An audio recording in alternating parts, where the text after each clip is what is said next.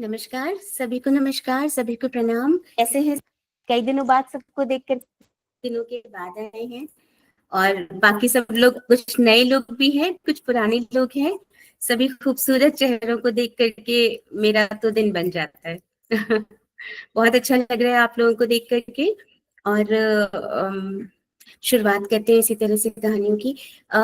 आप सबसे ये जरूर कहना चाहूंगी, वैसे तो मुझे पता है आप सब लोग ही जानते हैं, लेकिन अगर कोई भी आपको बात कहनी है तो आप मैसेज बॉक्स में अपनी बात को लिख करके डाल सकते हैं, या कुछ और कहना है तो आप इसके लिए हैंड रेस कर सकते हैं। तो जब सेशन हमारा ओवर हो जाएगा उसके बाद लास्ट की थोड़ी देर हम लोग बातें जरूर करेंगे। मेरी आवाज क्लियर आ रही है ना? ये प्लीज जरूर बताइएगा। मेरी आवाज क्लियर आ रही है ना? आप लोग मुझे सुन पा रहे हैं? जी, okay, thank you Sushma ji. ठीक है, तो शुरुआत करते हैं। और हमेशा की तरह इस बार फिर एक पौराणिक कहानी लेकर के आते हैं, एक आध्यात्मिक कहानी के साथ हम अपने सेशन की शुरुआत को करते हैं। तो कहानी है फिर से लक्ष्मी जी की इस बार। हाँ, और जैसा कि हम देखते हैं कि हमारे जितने भी देवी देवता हुआ करते थे ना, इनको हम इंसानों की बार बार परीक्षा लेने में, और हमारी परीक्षा लेने के बाद अगर हम पास हो गए तो हमको अच्छा सा वरदान देने में, या अगर हम फेल हो गए उनकी परीक्षा में तो हमें छोटा मोटा कोई या बड़े लेवल का कोई भी सजा देने में बड़ा मजा आता था। अब और तो इनके पास कोई सोर्स ऑफ एंटरटेनमेंट था नहीं उस समय, तो ये हम लोगों के साथ ऐसे ही खेला करते थे। तो ऐसे ही लक्ष्मी जी को भी एक बार ऐसे ही मजे लेने का मन किया, तो वो धरती पे आई। धरती पे आई तो फिर उन्होंने देखा कि सब तरफ अलग अलग प्रकार के लोग रहते थे। तो ऐसे ही उन्होंने एक व्यक्ति को देखा जो कि बहुत गरीब था, बहुत ही गरीब व्यक्ति था, निर्धन था। उसको देखा उसने। लेकिन उस निर्धन व्यक्ति की क्या खासियत थी कि वो रोज भगवान विष्णु और लक्ष्मी जी की पूजा किया करता था, बिल्कुल रेगुलरली, विदाउट फेल। कुछ भी हो जाए, पूजा में कभी कोई बाधा नहीं होती थी। तो लक्ष्मी जी को बड़ा उसको देख के अच्छा लगा। उन्होंने कहा कि देखो, दुनिया में ऐसे लोग भी हैं जो ईश्वर के प्रति इतनी आस्था रखते हैं, इतनी पूजा करते हैं। तो वो उनके घर गई। दीपावली के दिन भगवती लक्ष्मी उनके घर गई, तो उन्होंने देखा कि मेरे ही मूर्त रूप की वो पूजा कर रहे हैं। तो लक्ष्मी जी बहुत प्रसन्न हो गई, बहुत खुश हो गई। और उन्होंने क्या किया, वो उनके सामने सामने अपने असली रूप में प्रकट हो गई। लक्ष्मी जी अपने स्वयं के अवतार में प्रकट हो गई। और उन्होंने कहा कि तुम इतने भले इंसान हो, तुम इतने अच्छे से मेरी पूजा अर्चना कर रहे हो, तुमसे प्रसन्न होके मैं तुम्हें अपनी एक अंगूठी भेंट के तौर पे देती हूँ। और ये कहकर के वो अदृश्य हो गई। अब अंगूठी तो उसको लगा, निर्धन व्यक्ति को, कि कोई सामान्य अंगूठी, सोने की अंगूठी है। तो फिर इसको देख करके उसको खुशी हुई। उसने कहा चलो, मुझे सोने की चीज मिल गई। वो खुश था। लेकिन अब उसने जो नहीं सोचा था वो ये हुआ कि उसने जब अंगूठी पहनी तो उसके मन में जो भी इच्छा आती थी वो पूर्ण होने लग गई। उसने जैसे ही अंगूठी पहनी, उसके मन में छोटी मोटी लालसाएं आई कि ईश्वर, काश मेरे पास ये होता, वो होता। वो सारी चीजें होने लग गई। वो बड़ा उसको हैरानी हुई। फिर उसने कहा ट्राई करता हूँ। उसने कहा हे ईश्वर, काश मेरे पास बहुत सारा धन होता। तो ईश्वर की कुछ ऐसी कृपा हुई कि उसके पास बहुत सारा धन भी आ गया। अब उसको समझ में आया कि क्या महत्ता है इस अंगूठी की, कि ईश्वर ने किस तरीके से ये अंगूठी मुझे खुद लक्ष्मी जी ने आके प्रकट कर होकर के दी है। अब वो खुशी के मारे झूम उठा। उसे जब भूख लगी, तो एक निर्धन व्यक्ति था, निर्धन व्यक्ति को सबसे पहले जब पैसा मिलता है ना, तो वो अपनी भूख मिटाता है, अपनी पेट की भूख को मिटाता है। उसने भूख लगी, उसने बहुत अच्छा पकवान खाने का निश्चय किया। बहुत सारे अच्छे अच्छे पकवानों के बारे में सोचा, और वो सब पकवान उसके सामने प्रकट हो गए। अब उसको बहुत ही मजा आ गया। उसने कहा ईश्वर ने खाने को दिया है, पेट भर गया, तो उसको और चीजों का लालसा उत्पन्न हुई। फिर उसने कहा क्यों नहीं एक आलीशान बंगला हो मेरे पास, क्यों मैं इस टूटी फूटी झोपड़ी में रहता हूँ, क्यों मैं बारिश में पानी में टपकता है, छत गिरती है, परेशानी होती है। बंगला मंगा लिया, नौकर चाकर मंगा लिए, जितनी सुविधाएं हो सकती थी एक अमीर व्यक्ति के पास, वो सब उन्होंने उस अंगूठी के माध्यम से मंगा लिया। अब पूरा उसका जीवन, उसके परिवार का जीवन बहुत सुख से बीतने लगा। सब लोग बहुत खुशी खुशी रहने लग गए। कोई भी बीमारी हो तो डॉक्टर है, और अच्छा खान पान है तो बीमारी भी नहीं हो रही है, सब कुछ बहुत बढ़िया चल रहा है। उसका धीरे धीरे, क्योंकि वो अमीर था, और अमीरों की एक हमारे समाज की क्या विशेषता है कि जब कोई हमको अमीर व्यक्ति दिखता है ना, तो हम उसको बहुत समाज में एक अच्छा सम्मानित स्थान देने लग जाते हैं। धीरे धीरे उसको बहुत ज्यादा सम्मानित स्थान प्राप्त हो गया सोसाइटी में, और अब उसका नाम हो गया बहुत ज्यादा शहर में। अब कहाँ तो वो एक निर्धन व्यक्ति था, कहाँ उसका बहुत ज्यादा नाम हो गया। जब किसी के पास कुछ नहीं होता और उसको अचानक बहुत कुछ मिल जाता है, तो उन सारी बहुत सारी चीजों के साथ एक चीज और उसको मिलती है, जो होता है अहंकार। तो उस व्यक्ति के अंदर अहंकार भी अपने आप जन्म लेने लग गया। समय बीतता गया, एक दिन क्या हुआ, उसी शहर में जोरदार तूफान आया। तूफान आया और बहुत जोर जोर से बारिश होने लगी। जो बहुत से निर्धन लोग थे, उन लोगों के मकानों के छप्पर उड़ गए, घरों में पानी भर गया, उनके जो बाहर आंगन में सामान रखा था वो सब कुछ बर्बाद हो गया, बह गया पानी में। बहुत बुरा तबाही मच गई एक तरह से। तो उसी उसी बारिश के दौरान, उसी परेशानी की रात में, तूफान की रात में, लक्ष्मी जी, जो एक बुढ़िया का रूप धर करके उसके पास आई, और उसके बंगले में आई और कहने लगी कि मुझे यहाँ पे एक रात रहने के लिए शरण दे दो। अब वो तो एकदम पूरी तरीके से माया के अंदर अंदर था, तो वो तो पहचान नहीं पा रहा था अपने माया के जाल में रह करके लक्ष्मी जी को। तो उसने उसी अहंकार के अंदर आकर के बोला कि भगा दिया उसको वहां से, बुढ़िया को, और कहा कि निकल जाओ। गरज करके बोला कि ये अमीरों का घर है, यहाँ तुम जैसे निर्धन लोगों की कोई जगह नहीं है, और तुम अभी इसी वक्त यहाँ से बाहर निकल जाओ। अब लक्ष्मी जी ने मनी मन सोचा कि नादान है, इसको एक और मौका तो मुझे दे देना चाहिए। तो उन्होंने बहुत ही ऐसे हाथ जोड़ करके विनती करी, प्रार्थना करी कि मुझे प्लीज रहने के लिए यहाँ पे एक जगह दे दो, मैं कहाँ जाऊंगी बारिश में, बूढ़ी औरत हूँ, मुझे ठंड लग जाएगी, मैं बीमार हो जाऊंगी। वो अपने अहंकार से टस से मस नहीं हुआ, और उसने कहा कि उनको अपशब्द कहे बुढ़िया को, और कहा कि निकल जाओ यहाँ से, भगा दिया। जब उसने देखा, लक्ष्मी जी ने देखा कि किसी भी तरीके से ये नहीं समझ रहा है, तो यहाँ तक की बात इतनी बढ़ गई कि उस व्यक्ति ने अपने सेवकों को, अपने यहाँ के गार्ड्स को कह करके बुढ़िया को धक्के देके बाहर निकलवा दिया।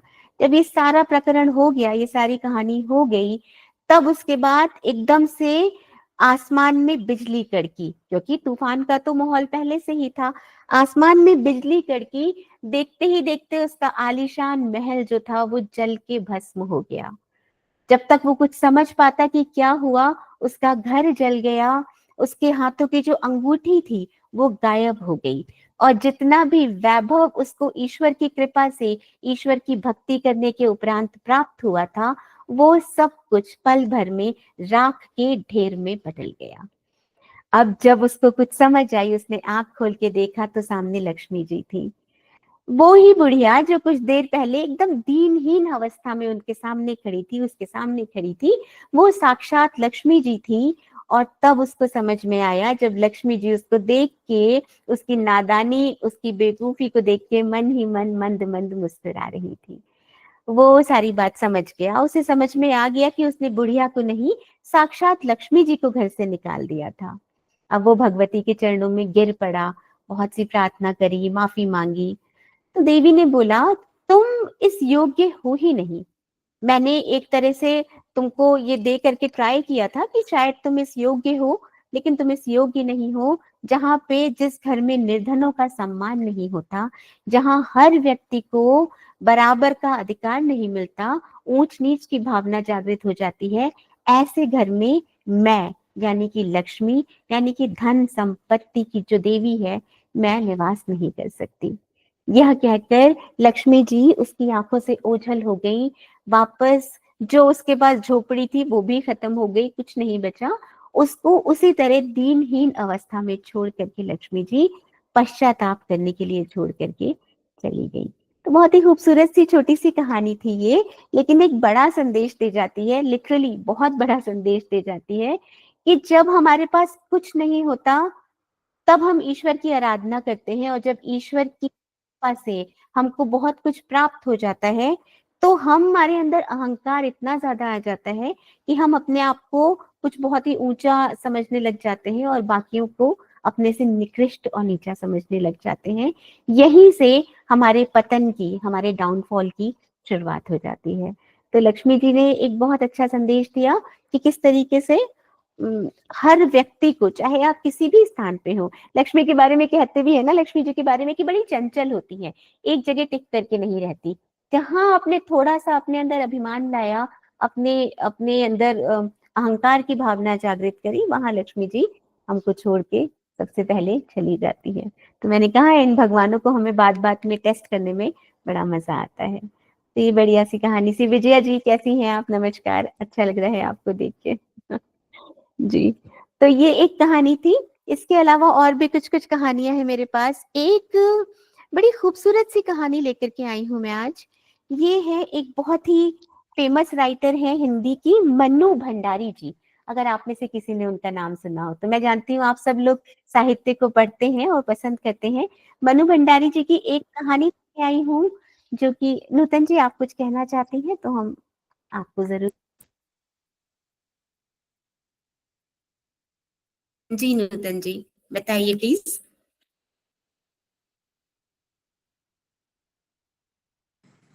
हाँ। जी। नहीं, वही मैंने हिंदी से ही एमए किया है, तो मन्नू भंडारी की तो कहानियां पढ़ी हुई है। हाँ, अच्छा नाम जी। सुना हुआ है उनका, इसीलिए मैंने हाथ उठाया। जी मैम, हाँ, बहुत अच्छा है। बहुत। बहुत आप लकी हैं कि आपने उनको सुना है। बहुत अच्छी हाँ, राइटर है और मानव हृदय हाँ, को जितने अच्छे से वो समझती हाँ, हैं और उसका हाँ, जितना अच्छे से उसका वर्णन करती है ना, वो बहुत ही खूबसूरत है। हाँ। और और आज शायद जी। मेरी मुलाकात भी हुई है उनसे, मतलब ओह, 2 दशक पहले की बात है। मतलब जी मैं जी। कैलकाटा से हूँ, तो वहाँ एक हाँ श्री हाँ। शिक्षायतन करके स्कूल है, तो वहाँ पे वो आई भी थी। तो कुछ जी। स्कूल की तरफ से हम लोगों को ले गया गया था उनसे मिलवाने भी। अरे ये लवली लवली, बहुत बहुत यू रियली फॉर्चुनेट, आप सच में हाँ, बहुत। इसीलिए, हाँ, इसीलिए मुझे याद है। हाँ, जी ये। मैम जी। ओके, तो धन्यवाद। जी मैम, अभी उन्हीं की एक कहानी पढ़ेंगे। और कहानी की विशेषता ये है ना कि हम में से बहुत से लोगों ने अलग अलग समय पे इस बात को अनुभव किया है। ये कहानी अगर अपने जीवन में अनुभव किया तो अपने आसपास देखा होगा। ये कहानी एक ऐसी महिला की है जो कि अकेली है, अपने परिवार में अकेली है।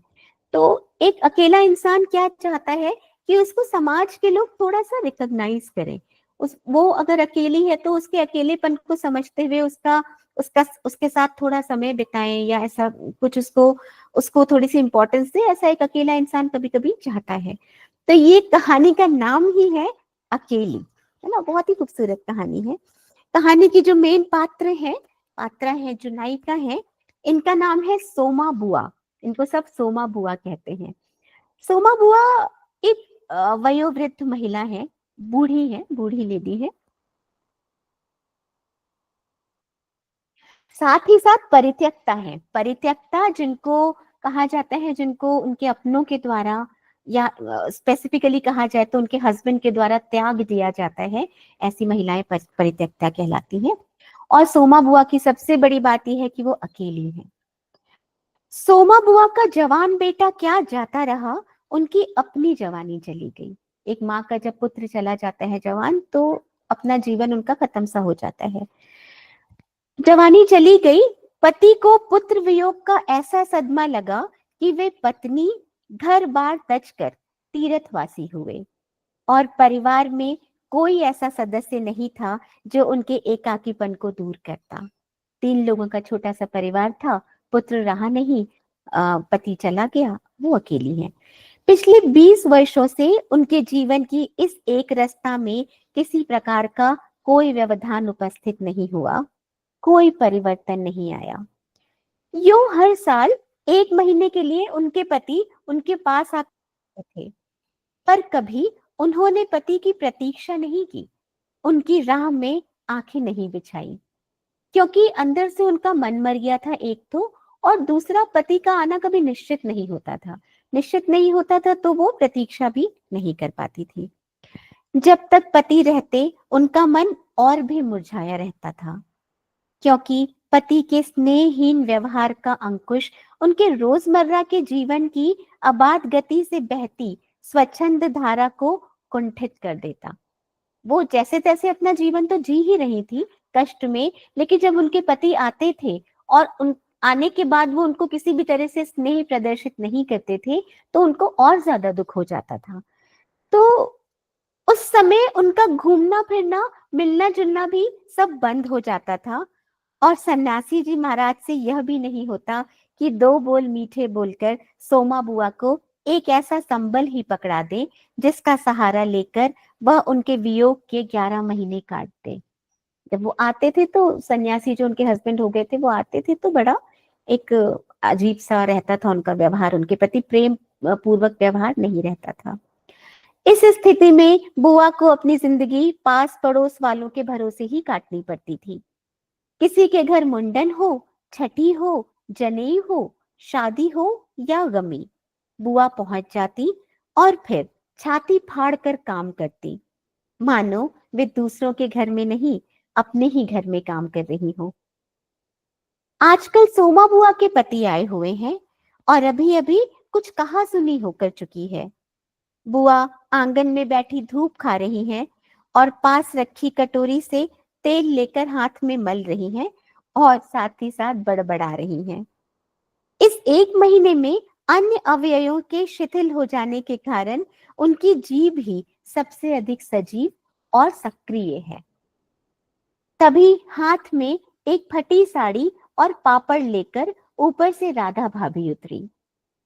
उसने पूछा, क्या हो गया बुआ, क्यों बड़बड़ा रही हो? फिर सन्यासी जी महाराज ने कुछ कह दिया क्या? तो उन्होंने बोला, अरे मैं कहीं चली जाऊं सो ही इन्हें नहीं सुहाता। कल चौक वाले किशोरी लाल के बेटे का मुंडन था, सारी बिरादरी का न्योता था। मैं तो जानती थी कि ये पैसे का ही गुरूर है कि मुंडन पर भी सारी बिरादरी को न्योता है, पर काम उन नई नवेली बहुओं से संभलेगा नहीं, सो जल्दी ही चली गई। हुआ भी यही। और सरक कर बुआ ने राधा के हाथ से पापड़ लेकर सुखाने शुरू कर दिए। अब बुआ के मन में ये विचार हमेशा रहता था कि मेरे बिना कहीं काम चलता नहीं है, तो मैं जाके सबकी सेवा करूं, सब जगह जाके काम को निपटाऊं। कहने लगी कि वहां जब गई तो मैंने देखा उनकी बहुओं ने काम ठीक से किया भी नहीं था, कर भी नहीं पा रही थी, एक काम गत से नहीं हो रहा था। अब घर में कोई बड़ा बूढ़ा हो तो बतावे, या फिर कभी किया हो तब तो जाने। गीतवानी औरतें मुंडन पर बन्ना बन्नी गा रही हैं, मेरा तो हंसते हंसते पेट फूल गया। और उसकी याद से ही कुछ देर पहले का दुख और आक्रोश धुल गया। अपने सहज स्वाभाविक रूप में वे कहने लगी, भट्टी पर देखा तो अजब तमाशा, समोसे कच्चे ही उतार दिए और इतने बना दिए कि 2 बार खिला दो, और गुलाब जामुन इतने कम कि एक पंगत में भी पूरे ना पड़े। उसी समय मैदा सान कर नए गुलाब जामुन बनाए। दोनों बहुएं और किशोरी लाल तो बेचारे इतना जस मान रहे थे मेरा कि क्या बताऊं। कहने लगे, अम्मा तुम ना होती तो आज भद उड़ जाती। अम्मा तुमने लाज रख ली। मैंने तो कह दिया कि अरे अपने ही काम नहीं आवेंगे तो कोई बाहर से तो आएगा नहीं। ये तो आजकल इनका रोटी पानी का काम रहता है, नहीं तो मैं तो सवेरे ही चली आती। तो सन्यासी महाराज क्यों बिगड़ पड़े? उन्हें तुम्हारा आना जाना अच्छा नहीं लगता क्या? तो वो कहती है, यो तो मैं कहीं आऊं जाऊं तो ही इन्हें नहीं सुहाता, और फिर कल किशोरी के यहाँ से बुलावा नहीं आया। अरे मैं तो कहूं कि घर वालों का कैसा बुलावा, वे लोग तो मुझे अपनी माँ से कम नहीं समझते। नहीं तो कौन भला यो भट्टी और भंडार घर सौंपते। पर उन्हें अब कौन समझावे। कहने लगे, तू जबरदस्ती दूसरों के घर में टांग अड़ाती है। और एकाएक उन्हें उस क्रोध भरी वाणी और कटु वचनों का स्मरण हो आया, जिनकी बौछारें कुछ देर पहले ही उन पर होकर गुजर चुकी थी। याद आते ही फिर उनके आंसू बह चले। तो राधा ने कहा, अरे रोती क्यों हो बुआ, कहना सुनना तो चलता ही रहता है। सन्यासी जी महाराज 1 महीने को ही तो आकर रहते हैं, सुन लिया करो, और क्या। वो कहती है, सुनने को तो सुनती ही हूँ, पर मन तो दुखता ही है कि 1 महीने को भी आते हैं तो कभी मीठे बोल नहीं बोलते। मेरा आना जाना इन्हें सुहाता नहीं। तू बता राधा, ये तो साल में 11 महीने हरिद्वार रहते हैं, इन्हें तो नाते रिश्तेदारों से कोई लेना देना नहीं, पर मुझे तो सबसे निभाना होता है ना। मैं सबसे तोड़कर बैठ जाऊंगी तो कैसे चलेगा। तो राधा ये कहते कहते बुआ फूट फूट कर रोने लग जाती हैं। राधा उन्हें आश्वासन देते हुए कहती है, बुआ रो नहीं, वो तो इसलिए नाराज हुए ना कि तुम बिना बुलावे के चली गई थी। तो अब वो बेचारी इतनी मासूम है, कहती है कि अरे हंगामा इतना था उनके घर में, ऐसे हंगामे में वो मुझे क्या बुलाते, तो क्या मैं भी कोई नाराज होके मान करके बैठ जाऊं। फिर घर वालों को कैसा बुलाना, मैं तो अपनेपन की बात जानती हूँ। कोई प्रेम रखे और ना बुलाए तो भी उसके घर में जाना चाहिए, ऐसा उनका मानना था। कहती है कि मेरा अपना बेटा आज होता और उसके घर का कोई काम होता तो क्या मैं लोगों के बुलावे का उसके बुलावे के भरोसे बैठी रहती। जैसे मेरे लिए मेरा बेटा हरखू, वैसा ही किशोरी लाल। ये कह करके वो बड़ा अपने दिल को तसल्ली देती हैं कि आज हरखू नहीं है, इसी से दूसरों को देख देख कर मन भरमाती रहती हूँ। और कह करके वो हिचकियां ले लेके रोने लगी। अब कोई सप्ताह भर के बाद बुआ बड़े प्रसन्न मन से आई और सन्यासी जी से कहा, सुनते हो, देवर जी के ससुराल वालों की किसी लड़की का संबंध भागीरथी जी के यहाँ हुआ है। कोई बहुत दूर के रिश्ते में कहीं संबंध हो गया है, वे लोग सब यहीं आकर ब्याह कर रहे हैं। तो देवर जी के बाद तो उन लोगों से कोई संबंध हमारा रहा नहीं, मतलब कोई बहुत दूर के रिश्तेदार हैं, देवर जी नहीं रहे तो उनके परिवार से अब कोई संबंध बचा नहीं है। लेकिन वो खुद बहुत खुश हो रही हैं कि उनके परिवार के लोग अब यहाँ पे आकर के ब्याह करेंगे। लेकिन वो संबंध नहीं रहा देवर जी के बाद, लेकिन है तो वो समधी ही ना, तो वो तो तुमको भी बुलाए बिना नहीं मानेंगे। समधी को आखिर कैसे छोड़ सकते हैं। अब बुआ बड़ी खुश हो गई। बुआ का इकलौता पास टाइम है कि वो दूसरों के घर जाके उनके कार्यकलापों में, जो भी उनके यहाँ फंक्शंस होते हैं उसमें वो हेल्प करना, उसी में उनको खुशी मिलती है। उनका जीवन का अब यही लक्ष्य है। तो वो बड़ी खुश है कि अब एक हमारे समधियाने में शादी होगी और वहां हमको जरूर ही बुलाया जाएगा। वो बड़ी निश्चिंत है इस बात को लेके। अब सन्यासी जी चुप रहते हैं। अब सन्यासी जी की जो मौन उपेक्षा है उससे उनके दिल को ठेस पहुंचती है, लेकिन तब भी वो बहुत प्रसन्न है। अब वो इधर उधर जाकर विवाह की प्रगति की खबरें लाती हैं। इधर उधर जाती हैं तो उनको पता चलता है कि विवाह की क्या प्रोग्रेस है। उनके समधी जी आ गए हैं, जोर शोर से तैयारियां हो रही हैं, सारी बिरादरी को दावत दी जाएगी, खूब रौनक होने वाली है। वो बड़ी खुश हैं कि रौनक होगी और मैं भी उसमें पार्टिसिपेट करूंगी। अब क्या जाने हमारे घर तो बुलावा भी आएगा कि नहीं। देवर जी को मरे 25 साल हो गए, उसके बाद से तो कोई संबंध ही नहीं रहा। रखे भी कौन, यह काम तो मर्दों का होता है। मैं तो मर्द वाली होकर भी बेमर्द की हूँ। और एक ठंडी सांस उनके दिल से निकल गई। अरे वाह बुआ, तुम्हारा नाम कैसे नहीं हो सकता, तुम तो समधिन ठहरी। संबंध ना रहे तो कोई रिश्ता थोड़े ही टूट जाता है। दाल पीसती हुई घर की बड़ी बहू बोली। तो एक किसी और ने भी बोला कि हाँ बुआ, तुम्हारा नाम मैं लिस्ट में देख के आई हूँ, तुम्हारा नाम है। तो अब धीरे धीरे बुआ बड़ी खुश होती जा रही है, उत्साहित होती जा रही हैं। कहती है कि तू अपनी आंखों से देख करके आई है मेरा नाम। वे बड़ी खुश होती हैं, कहती है नाम तो होना ही चाहिए, पर मैं ही थोड़ा सोच रही थी कि नया जमाना है, नया फैशन है आजकल का, क्या पता पुराने लोगों को नहीं बुलाते हो। लेकिन चलो तूने नाम देखा है तो अब मैं निश्चिंत हो गई हूँ। अब क्या करती है वो, अपने घर जाकर सीधे राधा भाभी के कमरे में जाती हैं और कहती हैं कि राधा सुना तूने, नई फैशन में लड़की की शादी में क्या दिया जाता है, जरा मुझे कुछ बता। समधियों का मामला है, वो लोग पैसे वाले हैं, खाली हाथ जाऊंगी तो अच्छा नहीं लगेगा। मैं तो पुराने जमाने की हूँ, तू ही बता दे कि मैं क्या दे दूं। कहती है अब कुछ बनाने का समय तो रहा नहीं, 2 दिन बाकी है, तो कुछ बाजार से खरीद के ही दे दूंगी। तो पूछती है राधा कि क्या देना चाहती हो अम्मा, जेवर, कपड़ा, श्रृंगारदान या कोई चांदी की चीजें। तो वो कहती है, मैं तो कुछ भी ना समझू, जो कुछ पास है तुझे लाकर दे देती हूँ, तुझे जो ठीक लगे तू बता देना, मैं वही दे दूंगी। बस अच्छा होना चाहिए, है ना, मेरी मेरी बेइज्जती नहीं होनी चाहिए। फिर नीचे गई, दो तीन कपड़ों की गठरियां उठा के लाई, एक छोटा सा बक्सा उठा के लाई, उसमें ताला खोला, उसमें से छोटी छोटी डिब्बियां निकाली, उसमें किसी में 7 रुपए की रेजगारी पड़ी थी, किसी में एक अंगूठी पड़ी थी। बुआ का अनुमान था कि रुपए कुछ ज्यादा होंगे उनके पास, लेकिन जब पता चला, डिब्बा खोला तो सिर्फ 7 रुपए पड़े थे। अब रईस समधियों के घर में तो इतने रुपए से बिंदी भी नहीं लगेगी, 7 रुपए इतने रईस समधियों के आप तो मायने ही नहीं रखेंगे। अब उनकी नजर गई अंगूठी पर। यह उनके मृत पुत्र की एकमात्र निशानी उनके पास रह गई थी। बड़े बड़े आर्थिक संकटों के समय भी वे उस अंगूठी का मोह नहीं छोड़ पाई थी और कभी भी उसको बेचा नहीं था। आज भी एक बार उसे उठाते समय उनका दिल धड़क उठा। फिर भी उन्होंने 5 रुपए और वह अंगूठी आंचल से बांध ली, बक्स को बंद किया और फिर ऊपर को चली।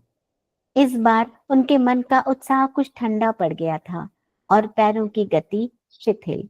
जब उन्होंने अपना सारा सामान निकाला, अपनी सारी जमा पूंजी निकाली, तो उनको लगा कि उनके पास जितनी भी पैसे हैं वो उन अमीर समधियों को उन पैसों से उनके लिए कुछ नहीं आएगा, और जो सामान उनके पास है उसमें सिर्फ एक अंगूठी ही उन्हें समझ में आई, लेकिन वो अंगूठी उनके बेटे की, मृत बेटे की आखिरी निशानी थी। तो वो थोड़ा दुखी सी थी। राधा के पास जाकर कहती है कि देखो बहू, रुपए तो नहीं निकले, लेकिन आएंगे भी कहाँ से रुपए मेरे पास कोई पैसे कमाने वाला तो है नहीं। उस कोठरी का किराया आता है, उसमें से 2 समय की रोटी निकल जाती है जैसे तैसे। कहते कहते वो रो पड़ी। राधा ने कहा, क्या करूं बुआ, आजकल मेरा भी हाथ तंग है, नहीं तो मैं ही देती। पर उसने कहा, तुम क्यों देने लेने के चक्कर में पड़ी हो, आजकल तो देने लेने का रिवाज ही उठ गया है। तो उन्होंने, बुआ ने कहा, नहीं रे राधा, समधियों का मामला है ये, 25 बरस हो गए तो भी वे नहीं भूले, और मैं खाली हाथ जाऊं? नहीं नहीं, इससे तो ना जाऊं तो ही अच्छा। तो वो कहती है, तो जाओ ही नहीं, चलो छुट्टी हुई। इसमें से कितने को कैसे पता चलेगा इतने लोगों में कि तुम आई कि नहीं आई? राधा ने सारी समस्या का सीधा सा हल बताया कि ना तो जाओ, ना तुम्हें कुछ देना पड़ेगा। तो वो कहती है, अरे नहीं, बड़ा बुरा मान जाएंगे, सारे शहर के लोग आएंगे और मैं समधिन होकर नहीं आऊंगी, तो वो समझेंगे कि देवर जी तो मर गए, तो मैंने भी संबंध तोड़ लिया। तो कहती है कि नहीं, ये जो आखिरी निशानी बची है, ये अंगूठी, तू इसको बेच दे और जो भी इससे पैसे आए वो मुझे दे देना, और बाजार जाती है, इसे बेच देना और जो भी तुझे समझ में आए मेरी तरफ से खरीद लेना। बस ध्यान रखना कि हमारे समधियाने की शोभा रह जाए। अब गली में बुआ ने चूड़ी वाले की आवाज सुनी तो एकाएक ही उनकी नजर अपने हाथ की भद्दी मटमैली चूड़ियों पर जाकर टिक गई।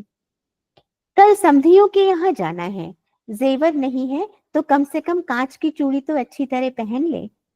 लेकिन दूसरे ही क्षण अपनी इस कमजोरी पर विजय पाती सी वे पीछे के दरवाजे पर पहुंच गई और 1 रुपया खर्च करके लाल हरी चूड़ियों के बंद पहन लिए, पर सारे दिन हाथों को साड़ी के आंचल से ढके ढके फिरी। लाल उनके पास चूड़ियां रखी थी, उन्होंने पहनी, लेकिन थोड़ा खुद ही में उनको ऑकवर्ड लग रहा था कि मैंने इस उम्र में नई चूड़ियां पहनी हैं, तो वो अपने हाथ को अपने पति से और सबसे छुपा भी रही थी। शाम को राधा भाभी ने बुआ को चांदी की एक सिंदूरदानी, एक साड़ी और एक ब्लाउज का कपड़ा लाकर दे दिया कि ये तुम दे देना।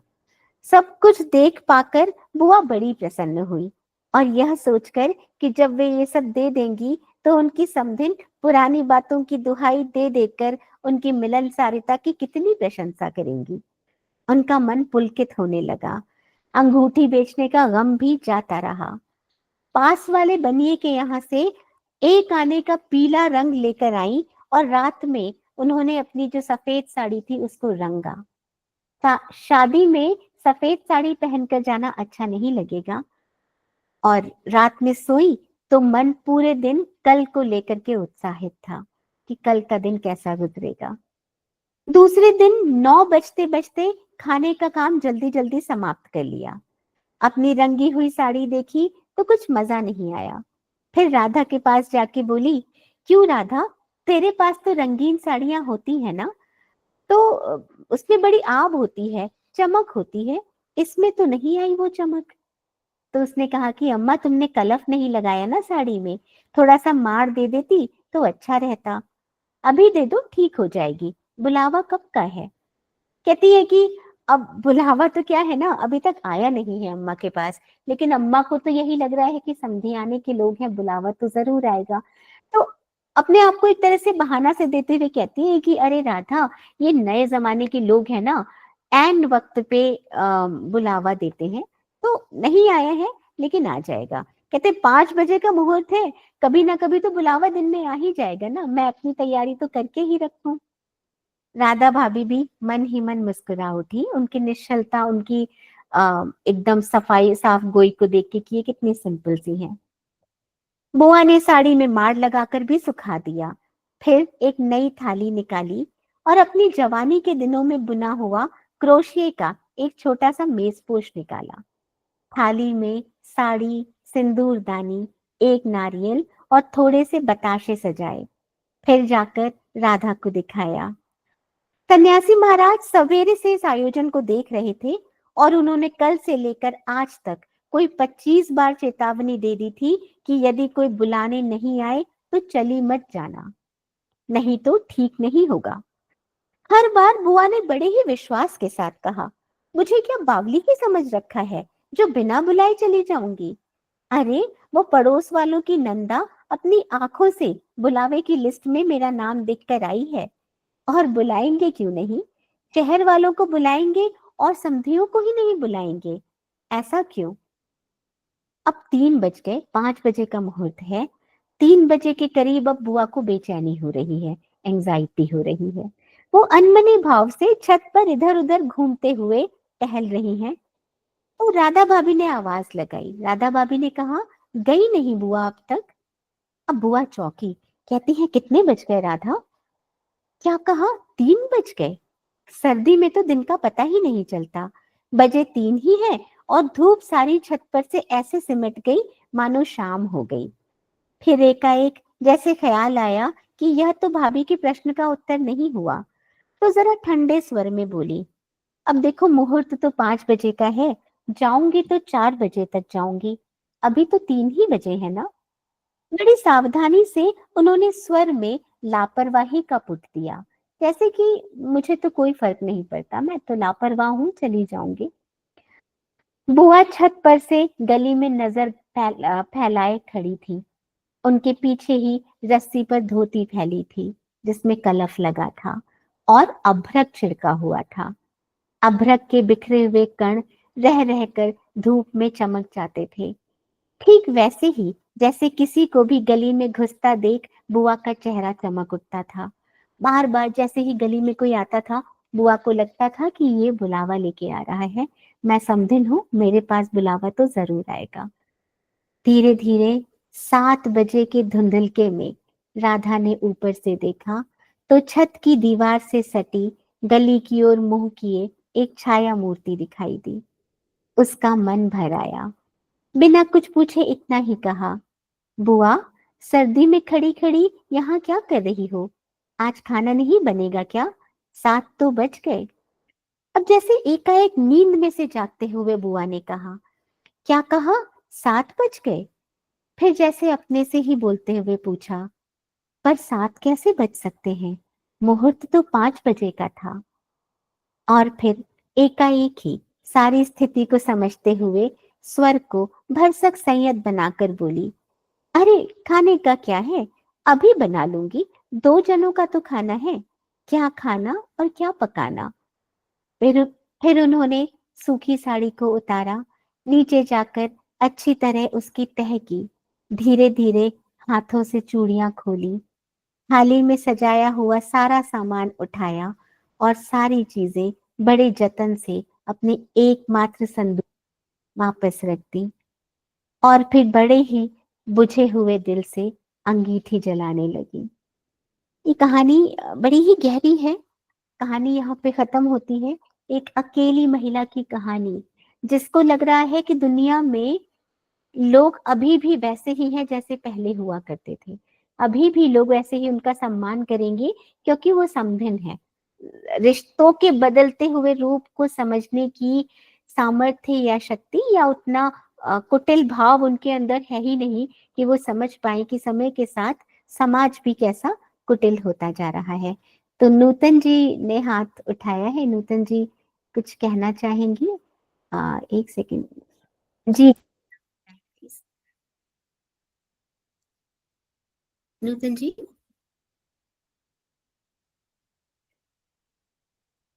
अच्छा, कोई और कुछ कहना चाहता हो तो जरूर कहें। सुषमा जी, कैसे हैं आप? आपका केरला ट्रिप कैसा रहा? बहुत बढ़िया। बहुत दिनों बहुत बढ़िया। अच्छा लग रहा है। Very nice. हाँ, मैं बहुत मिस की कहानी। जी ऐसा मेरा जाना पड़ जाता था कि नेटवर्क का भी इशू था, जी जी जी, नहीं इसलिए नहीं हो पाया। घर गए थे तो। और ये कहानी तो सुन के एकदम मन भर गया कि बताओ कैसे बेचारी हाँ तैयारी की और जा नहीं पाई। हाँ, और कितना हमने अफसोस जरूर अपने लगता है ये सब आसपास कहानी। कई लोगों को ऐसे देखा होगा जिनके साथ हमने देखा है कि, या अपने घर के आसपास भी देखते हैं कि अकेले लोग होते हैं और उनको वो सम्मान समाज में नहीं मिलता जिसकी वो अपेक्षा करते हैं, और शायद एक हम्म। सम्मान की ही रिक्वायरमेंट रहती है। इंसान किसी से कुछ नहीं मांगता, एक बस। रिस्पेक्ट ही मांगता, हाँ। कुछ भी बस नहीं। बस। और वो भी। बहुत जगह ऐसा होता भी है ना, अभी जी तो इस जमाने में तो होता ही है। हाँ हाँ हाँ, सही बात है। हाँ देखिए ना, आजकल क्या है, सबको छोटे छोटे बैंक्वेट हॉल्स लोग बुक करने लग गए हैं, इतनी महंगी महंगी प्लेट्स होने लग गई है खाने की, तो लोग बहुत सारे रिश्तों को अवॉइड ही करने लग गए हैं ना। हाँ, उनको बहुत से चाहे लोगों को उतने necessity- पेमेंट बुलाएंगे, चाहे 10 बुलाओ 50 बुलाओ, बस हो गया। हाँ हाँ हाँ, अभी पहले गांव में तो क्या होता था, हलवाई बैठे हैं तो पूरा पूरा गांव भी खा के जा पूरा रहे हैं, तो गाड़ी किसी गाड़ी भर के जाते थे जी हम भी जी। गाड़ी में। वही तो ये है, समाज बदलता है लेकिन पुराने लोग थोड़ा एक्सेप्ट करने में वक्त लगता है। हम्म। और आज भी बहुत वही जी मैम। बुआ के माध्यम से मानवीय संवेदनाओं को प्रकट किया गया है ना, कि हम कितनी अपेक्षा रखते हैं और सुख दुख में चाहते हैं कि सम्मिलित हो, लेकिन समाज ने हमें उच्च वर्ग और निम्न वर्ग और सब में बांट दिया है ना। सही बात है मैम, इसलिए सही। भी आजकल लोग हैं, बहुत सेलेक्टेड लोगों को ही बुला पाते हैं। हाँ हाँ true। और कहीं ना कहीं सबसे जो गहरा संदेश ये दे रहा है ना कहानी, सारी बातों हाँ का जो एक अर्थ निकलता है, वो हाँ, ये निकलता है कि किसी से एक्सपेक्टेशन रखनी ही नहीं चाहिए हमें। रखनी नहीं चाहिए। हाँ, बुआ का उनकी जी। अपनी जिंदगी ऐसी थी तो उन्हें दूसरों के सुख में खुशी मिलती थी एक्चुअली। और यही हम बात है। अपने जीवन में भी हाँ देखते हैं कि हम जहाँ किसी से उम्मीद लगा लेते हैं ना, वही हमारा दिल हाँ टूटता है। हाँ, उम्मीद वही। नहीं दो तो हमको ठीक रहता है सब कुछ। इसलिए भी कहा गया है ना, नेकी कर जी, या कुछ भी है, किसी से आप अपेक्षा नहीं रखिए, या रहता है मैम। कुछ अनदेखी कर दरिया में डाल। बस बिल्कुल बिल्कुल। यही है, वही। यही है जीवन का सार मैडम। जी मैम बस जी। चलिए, तो इसी के साथ एक और कहानी शुरू करते हैं। बहुत दिन बाद सुषमा जी को देखा है, तो जैसे सुषमा जी हमेशा अमृता प्रीतम जी की कहानियों को पसंद करती हैं, और और हमेशा डिमांड भी करती हैं, कहती हैं कि उनकी सुनाई जाए। तो आज मैं एक छोटी सी, आज लघु कथा जैसी मान लीजिए इसको, बहुत बड़ी कहानी नहीं है, इसको लेकर के आई हूँ। कहानी है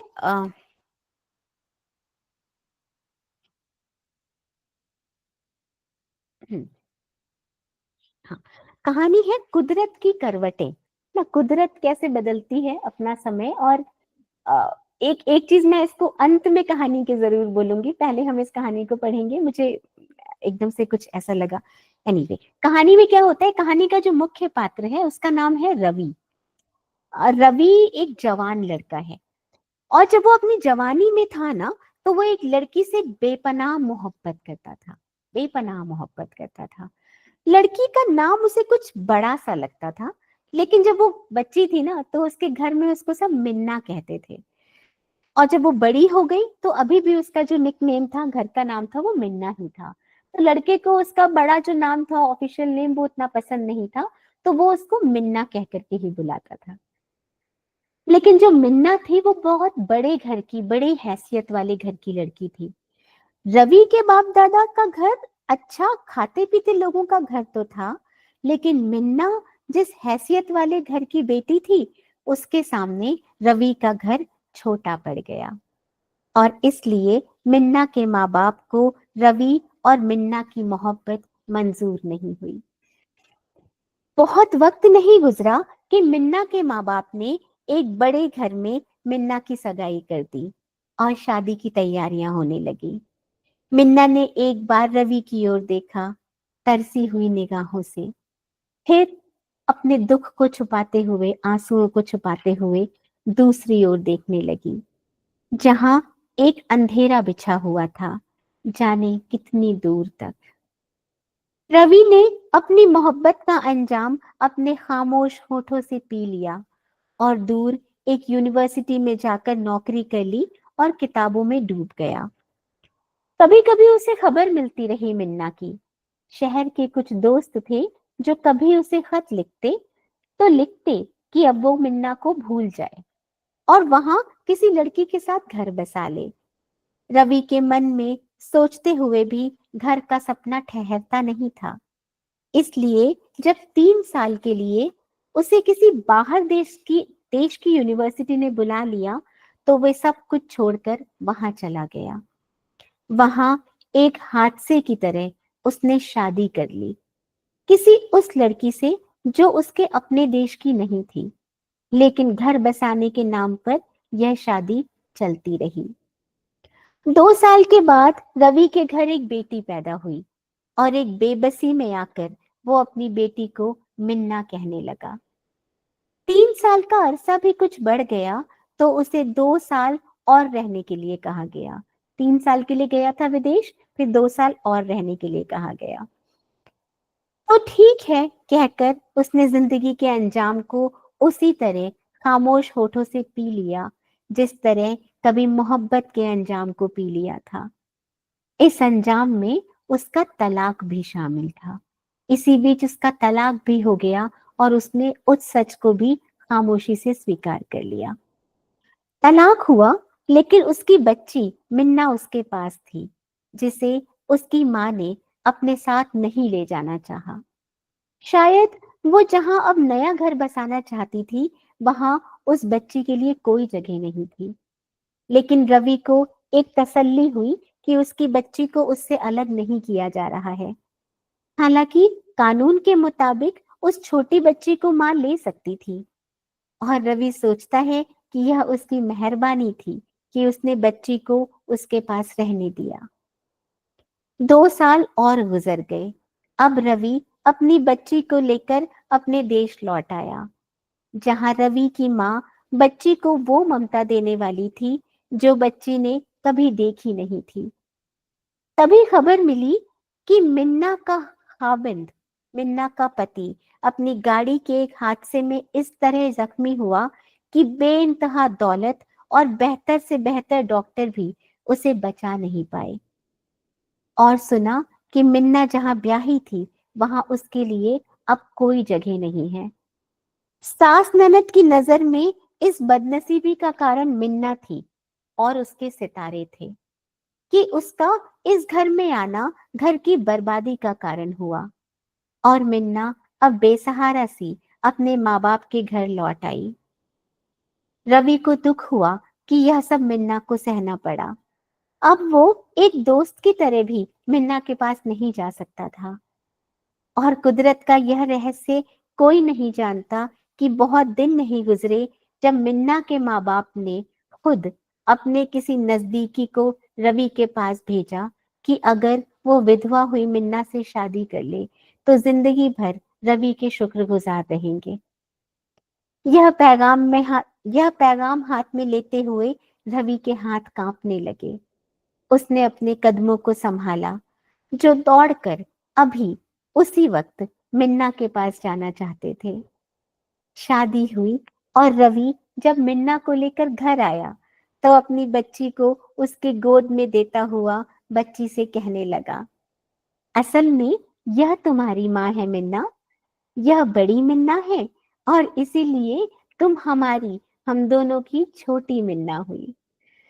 तो ये छोटी सी कहानी थी, एक हैप्पी एंडिंग की कहानी। लेकिन मुझे खूबसूरती इस कहानी में सबसे बड़ी ये लगी कि देखने को ये बड़ी साधारण कहानी है, बट मुझे खुशी क्या लगती है कि कभी कभी ना हम अपने दिल में कोई इच्छा रख लेते हैं, और कोई इच्छा हमारे दिल में आती है और वो पूरी नहीं होती, तो हम उसको एक्सेप्ट कर लेते हैं कि चलो भगवान ने उसे नहीं किया, कोई बात नहीं। लेकिन किसी ना किसी माध्यम से ना ईश्वर हमें वो हमारी इच्छा पूरी करा ही देता है। तो मैनिफेस्टेशन जिसको हम कहते हैं, कि अगर हम शिद्दत से पूरे दिल से किसी चीज को चाह लेते हैं तो वो चीज कभी ना कभी किसी ना किसी प्रकार से घूम फिर के हमारे पास आती है, और एक बेहतर फॉर्म में आती है। इस बार मिन्ना के पेरेंट्स ने खुद रिक्वेस्ट करी, संपर्क किया विजया जी। तो बताइए क्या कहेंगे आप लोग? बहुत अच्छा लगता है कहानी के बाद आप लोग की जो छोटी छोटी टीका टिप्पणियां होती हैं, बड़ी अच्छी होती हैं।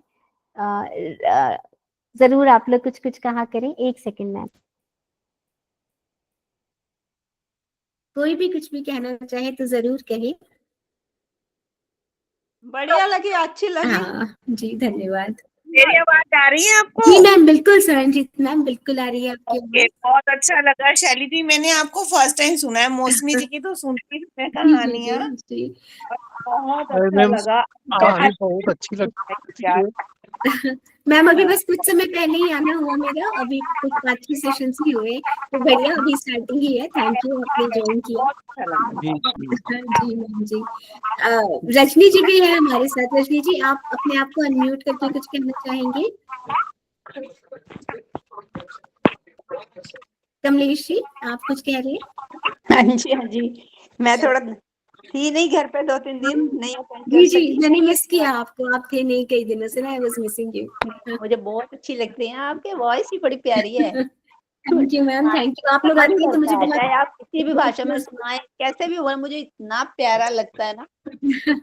थैंक यू मैम, आपकी थैंक यू वर्ड सो बड़ी मच। प्यारी होती है।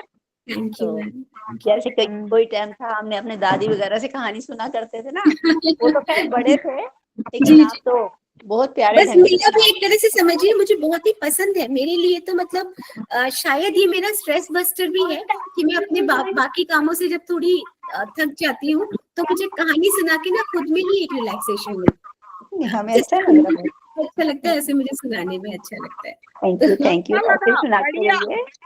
गुड जी बॉय। मैम जी। ठीक है, तो अभी हम एक दूसरी कहानी की तरफ बढ़ेंगे। ये थोड़ी सी अलग हो जाएगी, अलग इसका जॉनर है। मैडम आप जिस भाव जी मैम, जी मैम, क्या कह रहे हैं मैम? प्लीज कहिए, कोई कुछ कह रहा था। नूतन हाँ जी, मैंने नूतन जी। जी हाँ वही मतलब बहुत भावपूर्ण है, जो भी भाव मतलब लेखिका ने जो लिखा है वो बहुत भाव के साथ आप बोल रही है, तो मतलब वो जो मैम, सीन है हमारे आंखों के सामने आ जाता है जब आप बोल रही हैं, तो मतलब बिल्कुल प्रयास वही। करना। हाँ जैसे बुआ आ गई कि हाँ भाई बुआ ने ऐसा सब कुछ किया, फिर ये जो कहानी कुदरत वाली जो सुनाई, तो वो सब कुछ मतलब कहानी की सजीवता वही है ना, जब कोई बोले और हमारी आंखों के सामने वो दृश्य आ जाए, तो वो बिल्कुल आ जा रहा है मैडम। इसलिए आज मैं पहली बार ज्वाइन हुई हूँ, लेकिन बहुत अच्छा लगा आइएगा आपका मैम, सुन के। आपको मतलब मेरी पूरी कोशिश रहेगी। कोई आप पर्टिकुलर किसी राइटर या कोई कहानी के बारे में भी चाहते हैं तो मैं कोशिश करूंगी कि उसको ढूंढ के जरूर लाऊं। ओके मैडम, ओके जरूर, ओके थैंक यू मैडम। जी मैम, अभी ना एक थोड़ी अलग सी है। मुझे आप लोगों ने बचपन में देखा होगा, हम सब देखते थे, दूरदर्शन पे आता था, और आप लोग तो इतने ज्ञानी लोग हैं सब, हम सब ने सिंहासन बत्तीसी की कहानियां सुनी थी। हाँ, तो वो मुझे कहीं तो मेरा मन किया, बड़ी जिज्ञासा थी कि उसमें क्या था, वो सिंहासन क्या था, कहाँ से आया था, और वो कौन थी पुतलियां। तो थोड़ा मेरा मन किया, तो मैंने इसको थोड़ा रिसर्च किया, तो मुझे मिली वो। तो ये मुझे पता है आप सबने सुनी होगी, लेकिन एक बार रिवीजन सा कर लेते हैं फिर से। तो ये है सिंहासन बत्तीसी, और ये सिंहासन कहाँ से आया इसको आज हम देखते हैं। बहुत प्राचीन समय की बात है। उज्जैन में राजा भोज राज्य किया करते थे। वो बहुत दानी और धर्मात्मा थे, है ना। उनके बारे में प्रसिद्ध था कि वह ऐसा न्याय करते थे कि दूध और पानी अलग अलग हो जाए। किसी तरह का कोई भेदभाव नहीं, पूरा दिल से सबके साथ न्याय करते थे, न्याय के लिए प्रसिद्ध थे। नगरी में एक किसान का खेत था, जिसमें उसने कई साग सब्जी लगा रखी थी। जैसे खेत होते हैं राजाओं के, तो ऐसे एक किसान का खेत था, उसमें उसने साग सब्जी लगा रखी थी। एक बार की बात है, खेत में बड़ी अच्छी फसल हुई और पूरी जमीन पर तो खूब तरकारियां आई, लेकिन खेत के बीचों बीच थोड़ी सी जमीन खाली रह गई। अब वहां पे कुछ उगा ही नहीं, मतलब प्रोडक्शन ही नहीं हुआ, पता नहीं क्या हुआ। तो किसान ने उस जमीन पे भी के उस भाग पे भी बीज डाले थे, लेकिन वहां पे खेती हुई ही नहीं, फसल हुई ही नहीं। अब वहां किसान ने क्या किया कि खेत की जगह तो खाली थी, तो खेत की रखवाली करने के लिए उसने वहां पे एक बहुत ऊंचा सा मचान बना लिया। मचान होता है ना, जैसे ऊपर चढ़ के जिसपे लोग देख के अपने खेत की रखवाली करते हैं। जब भी किसान मचान पर चढ़ता तो उसको पता नहीं अपने आप क्या हो जाता कि वो चिल्लाने लगता, कहता, कोई है, राजा भोज को पकड़ लाओ और सजा दो, मेरा राज्य उससे ले लो, जाओ, जल्दी जाओ। मतलब वो वहां मचान पे चढ़ता और अपने ही राजा के प्रति ऐसे चिल्ला चिल्ला के राजा को सजा देने की बात करने लग जाता। अब ये बहुत बड़ी बात थी, ये तो राजा का इतना बड़ा अपमान करना किसी साधारण किसान के द्वारा बहुत बड़ी बात थी। जंगल में आग की तरह ये बात सब जगह फैल गई, और जब सब जगह फैली तो राजा राजा भोज के कानों में तो पहुंचनी ही थी। राजा भी बड़े हैरान हुए, उन्होंने क्रोध नहीं किया, उनको लगा कोई तो बात है, मैं इस बात को खुद देखूंगा और समझूंगा, क्योंकि वो न्यायप्रिय थे, समझदार थे, तो उन्होंने कहा कोई तो बात है, मैं देखूंगा। उन्होंने कहा, मुझे उस खेत पर ले चलो, मैं अपनी आंखों से देखना और अपने कानों से सुनना चाहता हूँ, मैं किसी की बातों पे यकीन नहीं करूंगा। अब जब राजा भोज उस जगह पर पहुंचे तो उन्होंने भी वही देखा कि किसान मचान पर खड़ा है और कह रहा है, राजा भोज को फौरन पकड़ लाओ, मेरा राज्य उससे वापस ले लो। अब यह सुनकर राजा को ना चिंता हुई, उन्हें ये नहीं लगा कि ये पागल है, उनको कुछ और विचार आया। वो चुपचाप महल में लौट आए और रात भर उनको नींद नहीं आई। सवेरा होते ही उन्होंने राज्य के ज्योतिषियों और जानकार पंडितों को इकट्ठा किया। उन्होंने सबसे अपनी गोपनीय विद्या से पता लगाने को कहा कि देखो कि उस मचान के नीचे कुछ छुपा है क्या। राजा ने उसी समय आज्ञा दी कि उस जगह को खुदवाया जाए। खोदते खोदते जब बहुत सारी मिट्टी निकल गई तो अचानक एक सिंहासन प्रकट हुआ। सिंहासन के चारों ओर 8-8 पुतलियां, 8-8 चार जगह पे 32 पुतलियां खड़ी थी। सबके अचरज का ठिकाना ही नहीं रहा।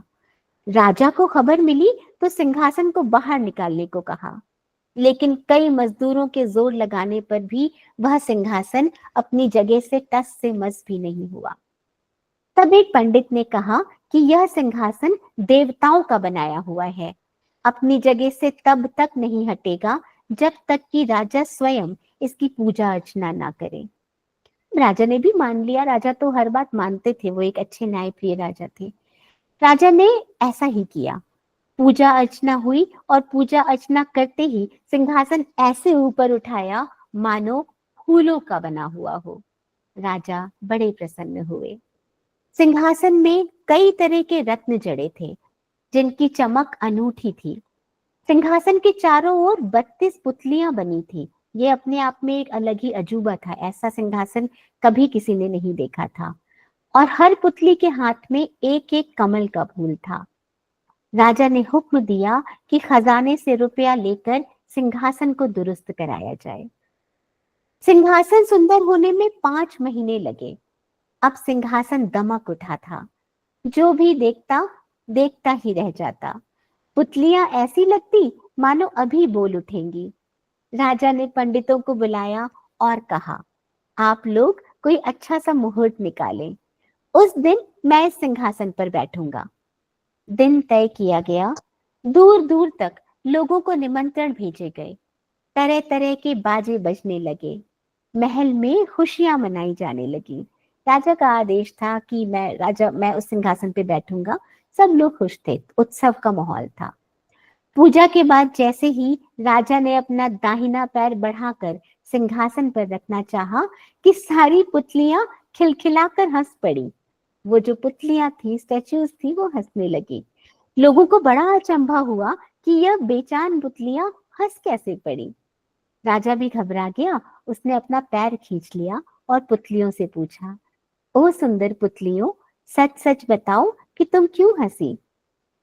पहली पुतली जिसका नाम था रत्न मंजरी, वो राजा की बात सुनकर कहती है, राजन आप स्वयं में बड़े तेजस्वी हैं, धनी हैं, बलवान हैं, लेकिन इन सब बातों का आपको घमंड भी है। जिस राजा का यह सिंहासन है ना, वह दानी है, वीर है और धनी होते हुए भी विनम्र थे, लेकिन परम दयालु थे। विनम्र थे, परम दयालु थे। राजा ने सुना तो वो बड़े नाराज हुए। तो पुतली ने कहा, महाराज यह सिंहासन परम प्रतापी और ज्ञानी राजा विक्रमादित्य का है। राजा बोले, मैं कैसे मान लूं कि राजा विक्रमादित्य मुझसे ज्यादा गुणी और पराक्रमी थे? भाई वो तो थे, पास्ट में थे, अभी प्रेजेंट में होते तो हम कोई युद्ध कर लेते, हम कुछ किसी तरह से शास्त्रार्थ कर लेते, पता चलता। वो तो चले गए, अब कैसे पता चलेगा? तो पुतली ने कहा, ठीक है, मैं आपको राजा विक्रमादित्य की एक कहानी सुनाती हूँ, और कहानी सुनने के बाद अगर आपको ये लगता है, क्योंकि आप खुद भी न्यायप्रिय राजा हैं, कहानी सुनने के बाद अगर आपको ऐसा लगता है कि आप जो है वो राजा विक्रमादित्य से ज्यादा हर लिहाज में अच्छे हैं, तब आप इस सिंहासन पे बैठने के अधिकार को, लेकिन उसके पहले आपको ये कहानी सुननी होगी। तो ये तो थी कि किस तरीके से सिंहासन मिला, सिंहासन बत्तीसी। हम सब की, मेरे ख्याल से पंचतंत्र की कहानियों में हमने इसको सुना है, पुराण में इसका कितना महत्व है ये तो मैं नहीं जानती, लेकिन हाँ पंचतंत्र की कहानियों में सुना। राजा विक्रमादित्य के बारे में तो हम जानते हैं कि वो थे ही राजा भोज, राजा विक्रमादित्य। एनीवे, तो अभी एक इन्होंने ये छोड़ दिया है कि क्या कहानी रही होगी। तो मैं जब भी अब नेक्स्ट सेशन में आऊंगी तो इनकी जो पहली पुतली है रत्न मंजरी, इनकी ये कहानी जरूर सुनाऊंगी। ठीक है, तो ये है, अभी हम इसको यहीं पे, इस कहानी को यहीं छोड़ेंगे। नूतन जी ने लिखा है आपका बंटी, भी शायद उनकी एक प्रसिद्ध कहानी है। जी जी बिल्कुल, आपका बंटी मनु भंडारी जी की है।